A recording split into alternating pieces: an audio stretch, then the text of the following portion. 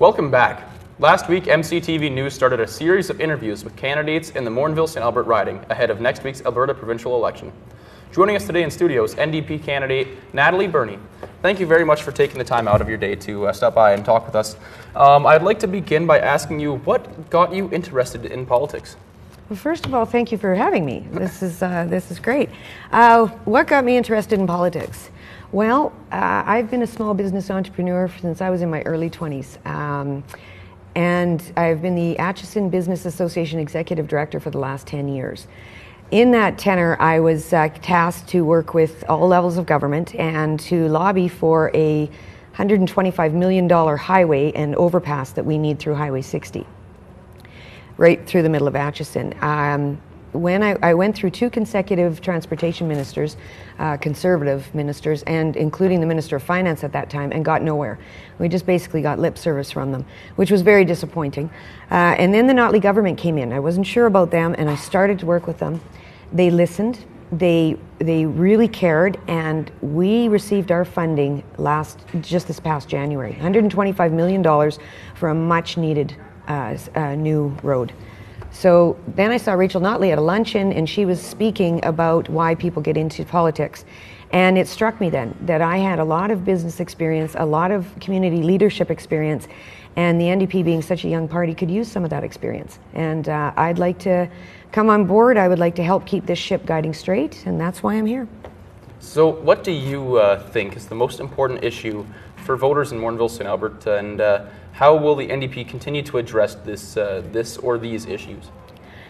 Brad, there's several issues that are important. Of course, when I'm at the doors, I hear a lot about economic diversification, jobs in our community, also roads, infrastructures, hospital, schools, upgrading. All of that stuff is important to Albertans and to the people in this riding. Rachel Notley is fighting for good jobs and the economy that works for everyone. And that's why she's cut taxes for small businesses, while she's asking those who make a little more to pay a little more.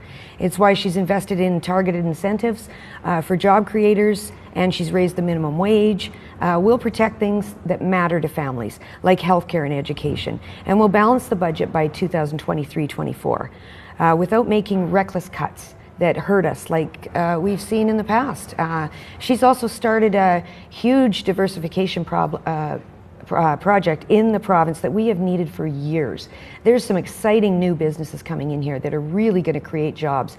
There's $8.6 billion alone in investment in the Heartland area, which is right in this area, and it's going to create over 70,000 jobs in the coming years. So the Notley government is looking forward. She's working hard. They've had 4 years. They've made some remarkable changes to this province, and they're going to continue. I trust her, and I want to work with her. One of the most debated topics of this election, especially for your NDP party, is the carbon tax. And how will the NDP continue to address this issue? Well, first off, the carbon tax is necessary, and Rachel brought it on first because she knew that it was important to the climate change agreement. And she's brought it in. Every dollar that we get into that from that program goes back into Albertans. We have a say in it, and it's going into some really great programs throughout Alberta. If we wouldn't have agreed to it, then it would be imposed by the federal government, and we wouldn't have a say where it goes. So it's going to things like diversification, new green programs, helping Albertans go green. So we're really proud of what we're doing with that. And just like you said about going green, how will the NDP continue to address the needs of industry in our province, but also while protecting our environment? Well, Rachel Notley is really fighting for what matters, like making sure that we have clean air, water, and landscapes for future generations. She knows that it's possible to take leading action on climate change and to grow the economy at the same time. Because of her plan, we're attracting billions of dollars in investment in renewable energy, and those investments will only continue to grow. So she's very aware of this. She stands with thousands of Albertans who have built this province, and she's fighting to make sure that their legacy is preserved for generations to come. Well, that's a really good answer. And before we wrap up this interview today, we kind of built together a series of rapid-fire questions just to kind of gauge how you feel about some things. They're all kind of lighthearted, fun questions. All right. So first off, what's your favorite movie of all time? Actually, there's two come to mind right away.